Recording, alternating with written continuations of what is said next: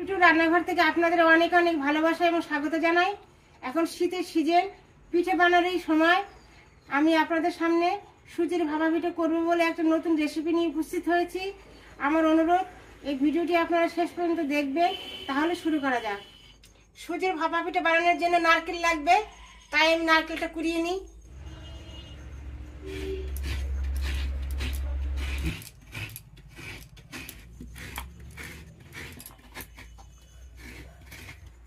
দেখুন, আমার নারকেল কোরানো হয়ে গেছে। আমি পিঠে বানানোর জন্য ললেন গুড়ের পাটালি নিয়েছি। এই পাটালিটা আমি গ্রেট করে নেব।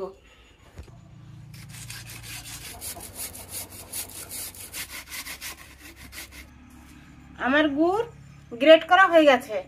এবার আমি গুড় এবং চিনি গুঁড়ো দিয়ে এই নারকেলটা মাখিয়ে নেব। গুড় দিয়ে দিলাম, দিয়ে দেব পরিমাণ মতো কিছু চিনি গুঁড়ো। এবার আমি নারকেলটা ভালো করে গুড় এবং চিনি গুঁড়ো দিয়ে মাখিয়ে নেব। আমার নারকেলটা মাখানো হয়ে গেছে। এখানে আমি 2 প্যাকেট অর্থাৎ 400 গ্রাম সুজি নিয়েছি। এই সুজিটা আমি হালকা করে ভেজে নেব। আমার কড়াই গরম করা হয়ে গেছে। এখন আমি সুজিগুলো হালকা করে ভেজে নেওয়ার জন্য দিয়ে দেব।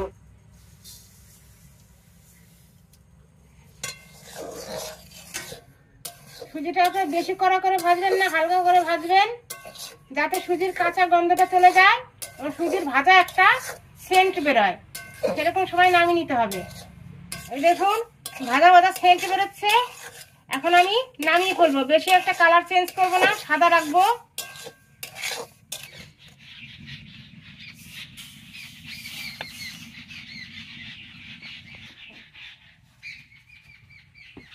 সুজি আমি কিছুটা ঠান্ডা করে নিয়েছি। এর মধ্যে আমি দিয়ে দেবো সামান্য পরিমাণে নুন, কারণ মিষ্টিতে একটু নুন না দিলে ভালো ফ্লেভার আসে না। এবং দিয়ে দেবো 4 চামচ চিনি গুঁড়ো।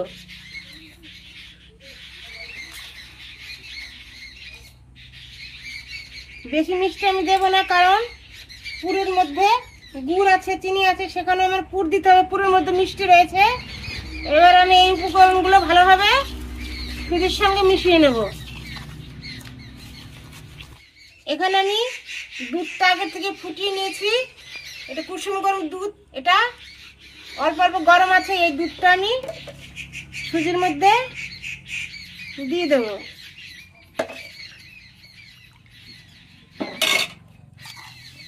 দিয়ে সুজির সঙ্গে আমি একটু মিশিয়ে নেব।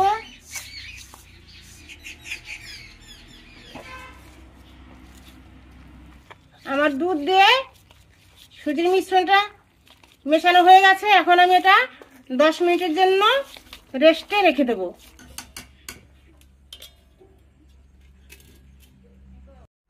আমার সুজির ব্যাটারটা 10 মিনিট রেস্টে থাকুক।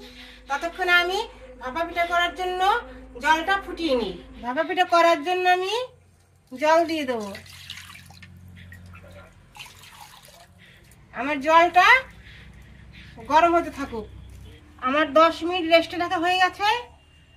এবার আমি আবার নতুন করে ভালো করে ব্যাটারটা করে নেব।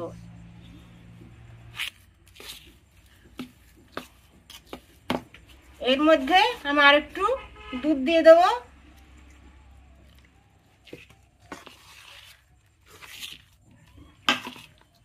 এই দেখুন, ব্যাটারটা আমি এরকম করব, বেশি পাতলা করব না।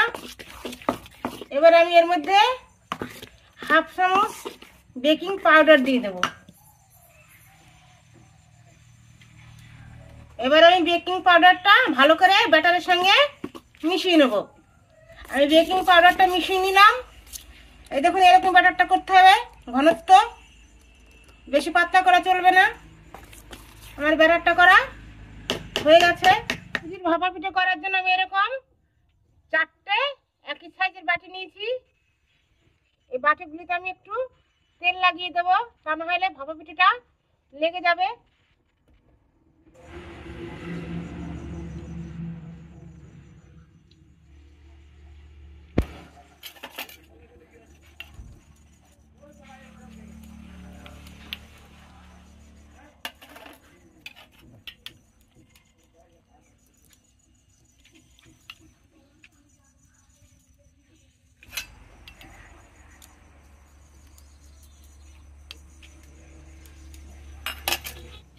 এবার আমি বাটির মধ্যে ব্যাটার দিয়ে দেব।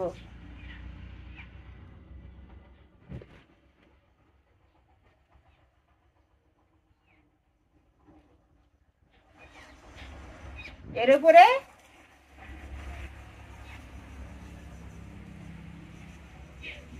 আমি সেই নারকেলের পুরটা দিয়ে দেব। আবার এর উপর আমি ব্যাটার দিয়ে দেব।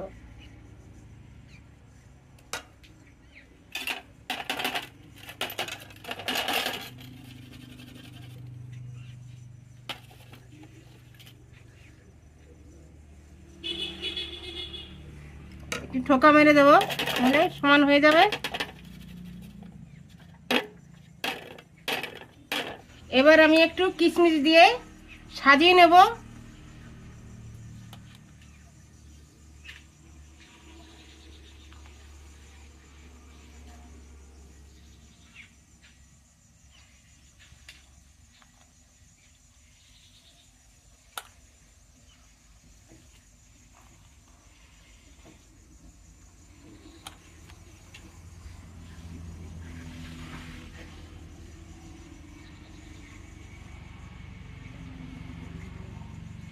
এইভাবে আমি সবগুলো করে নেব।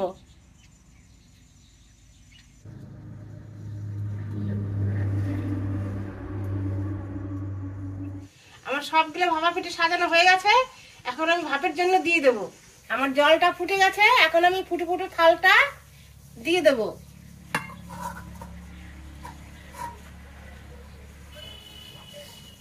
এবার আমি বাটিগুলো বসিয়ে দেব।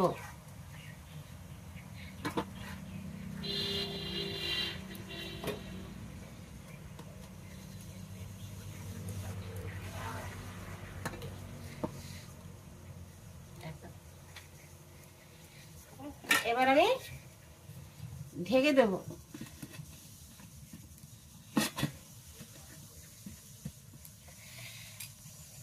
এবার আমি 10-15 মিনিট জ্বালাতে থাকবো। আমার 15 মিনিট হয়ে গেছে, দেখছি পিঠেটা হলো কিনা।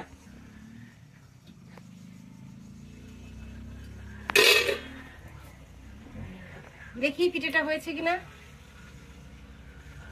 এই দেখুন হয়ে গেছে, কিছুই লেগে আসছে না। পিঠে আমি এখন নামিয়ে ফেলবো।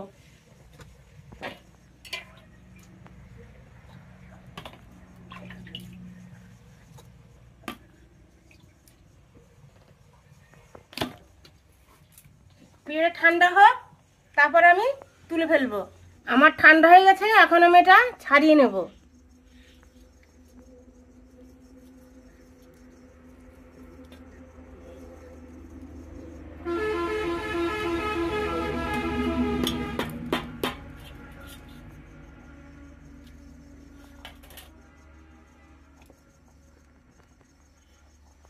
এইভাবে আমি সব ছাড়িয়ে নেব।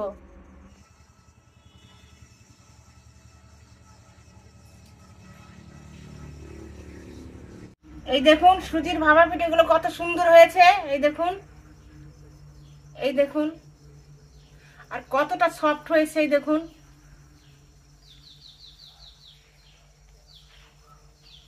এই দেখুন, আমি একটু কেটে দেখাচ্ছি।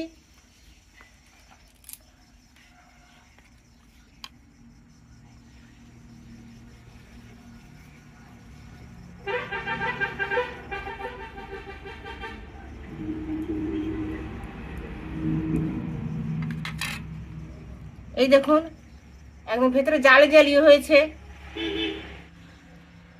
এই দেখুন কি সুন্দর হয়েছে। এই দেখুন একবারে জালি জালি, ভেতরে সফট হয়েছে কত। দেখুন, আমার এই রেসিপিটি যদি ভালো লেগে থাকে তাহলে লাইক, শেয়ার এবং সাবস্ক্রাইব করতে ভুলবেন না। এবং ভিডিওটি কেমন হলো কমেন্টে অবশ্যই জানাবেন। ভালো থাকুন, সুস্থ থাকুন, ধন্যবাদ।